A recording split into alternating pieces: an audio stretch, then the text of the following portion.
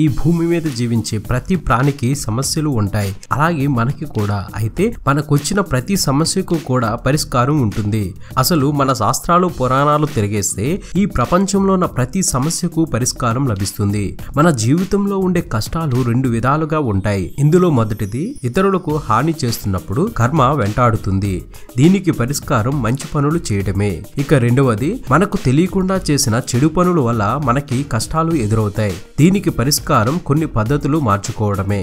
ఈ రోజు మన జీవితంలో ఉండే కోపం, భయం, విల్ పవర్, నరదృష్టి లాంటి వాటికి సంబంధించిన కష్టాలను ఎలా ఎదుర్కోవాలో తెలుసుకుందాం. ఇద్దరు విడిపోవడానికి ఎన్నో కారణాలు ఉంటే అందులో కోపం అనేది ముందుంటుంది. కాబట్టి కోపాన్ని తగ్గించుకోవడానికి ఒక రాగి గిన్నెలో మంచినీరు పోసి రాత్రిపూట మీ బెడ్ కింద లేదా బెడ్ ప్రక్కన ఉంచండి. అలాగే ఎర్ర చందనం మొక్కని మీ తలగడి కింద పెట్టుకోండి.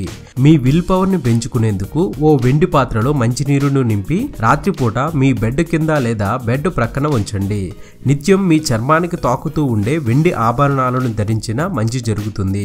ధైర్యం కోసం రాత్రి పడుకునేటప్పుడు బంగారము లేదా వెండిని మీ తలగడి కింద పెట్టుకోండి. మీ జాతకంలో దోషాలు ఉన్నా కూడా తొలగిపోతాయి. కాంస్యం అంటే బ్రాంజ్ పాత్రలో నీరు నింపి మీ బెడ్ కింద లేదా బెడ్ ప్రక్కన ఉంచితే మరిన్ని మంచి ఫలితాలు లభిస్తాయి. అదృష్టం కలిసి రావడానికి వెండితో చేసిన 2 చేపలను మీ తలగడి కింద పెట్టుకోండి.